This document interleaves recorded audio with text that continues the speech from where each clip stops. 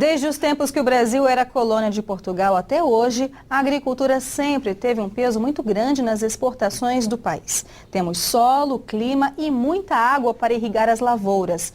Isso oferece uma situação de vantagem diante de outros países. A economia brasileira sempre foi baseada na produção agrícola ou na extração de recursos naturais. Uma vocação descoberta por Portugal, que colonizou o Brasil e durante séculos explorou estas riquezas para a venda no comércio exterior. A monocultura, ou seja, a predominância de produção de um tipo de produto, foi a marca da economia brasileira até pouco tempo. Começou com os ciclos do açúcar, do ouro, dos diamantes, do café e, por último, da borracha. Hoje, o agronegócio responde por 40% das exportações brasileiras. As atividades agrícolas e de extração de recursos naturais respondem por uma parcela de 30% de todas as riquezas produzidas no país, ou seja, do PIB, o Produto Interno Bruto. Na história do Brasil, a procura de outros países por produtos daqui faz com que o agronegócio tenha crescimento maior do que o PIB. Por isso, mesmo com o desenvolvimento dos grandes centros urbanos, o agronegócio brasileiro é responsável por quase 40% dos empregos no país. E para nos ajudar a entender por que o Brasil ainda é um país agrícola depois de tantos anos, o nosso convidado de hoje é André Nassar, agrônomo e diretor-geral do ICONE, que é um Instituto de Comércio e Negociações Internacionais. Tudo bem? Tudo bem, Luciano. André, o cenário de hoje é de extrema demanda por produtos agrícolas, por alimentos, principalmente a China. Esses valores são negociados em bolsas de valores, são definidos nas cotações nessas bolsas. Diante de tudo isso, desse cenário, é um atraso ser um país agrícola? Então, eu acho que não. Acho que tem muita gente que acha que é um atraso, mas para o Brasil, diante dessa crescente demanda e da enorme liquidez que esses produtos têm no mercado internacional, ser um país agrícola é, na verdade, sinônimo de geração de riqueza para o país.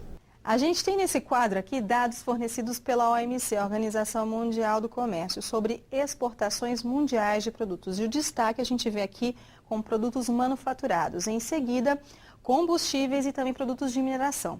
Embaixo, por último, sem tanto destaque, produtos agrícolas. Mas um detalhe importante, professor Celso Grise. No ano de 2008, houve declínio nas exportações mundiais de manufaturados, de produtos derivados de combustíveis e mineração também, mas não nos produtos agrícolas. Por quê?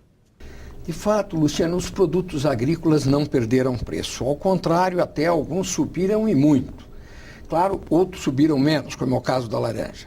Mas, Luciane, a população mundial não parou de comer. As quantidades continuaram sendo consumidas e os preços ajudaram. Isto fez com que a nossa exportação de produtos alimentícios se mantivesse num patamar de estabilidade. E agora até retomando o crescimento, porque os preços melhoraram muito e a demanda aumentou mais ainda. Isso vai nos levar, André, aos problemas da OMC. Nós estamos aí numa briga muito grande em torno de obter aquilo que se chama o livre comércio. Você poderia explicar para o telespectador, para nós todos, o que é esse livre comércio? O conceito do livre comércio é aquela ideia que todos os países podem exportar e importar os seus produtos livremente, né? E a gente sabe que isso gera ganhos para a economia como um todo, porque você vai importar daquele que é mais competitivo e você vai exportar aquilo que você é mais competitivo. O Brasil teria muito a ganhar com isso nos produtos agrícolas, porque ele é muito competitivo. Então esse é o livre comércio, ele traz ganhos para o produtor brasileiro diretamente, porque ele vai exportar mais. É o que nos importa, ver esse fazendeiro se capitalizar, fazer os seus investimentos, ampliar a sua tecnologia no plantio e na colheita para que possa ter uma competitividade crescente. Aí nós vamos ao OMC. E ao ir ao OMC, nós começamos a nos bater pelo livre comércio lá dentro. Especificamente o que a OMC faz no sentido de obter um comércio livre no mundo. O objetivo do OMC é fazer essa liberalização de comércio que a gente estava discutindo. Agora é muito complexo, porque você tem 150 países, cada um com seus problemas. Mas o objetivo do OMC final é eliminar todas as tarifas e as barreiras que impedem o comércio nos produtos industriais e nos produtos agrícolas. Só que a OMC caminha a passos muito mais lentos do que o dia a dia do produtor ou dos negócios, porque leva-se anos, tá certo, para que uma negociação ela termine.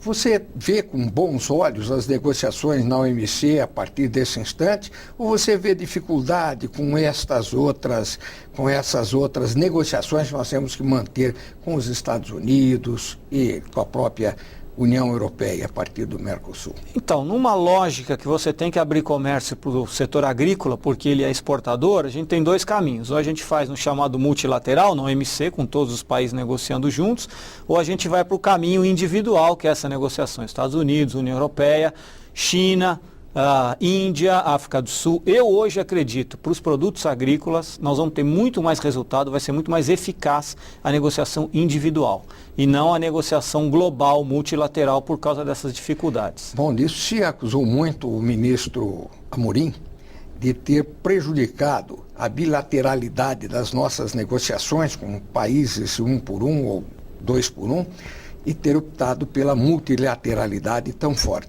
Foi uma escolha do Itamaraty, da diplomacia brasileira, optar pela discussão do multilateral, porque se entendia que era no multilateral que o Brasil poderia ganhar um protagonismo político internacional. Agora, isso não se reflete necessariamente em novos negócios. Novos negócios você tem que ter uma visão mais pragmática, E a gente acredita que agora o Itamaraty tem essa visão. Muito obrigado. No próximo bloco, vamos conhecer as rodadas de negociações do comércio exterior. De que maneira estas discussões têm influência nos preços dos produtos para o consumidor e também para o produtor rural. Aqui no Cifras e Safras, voltamos já.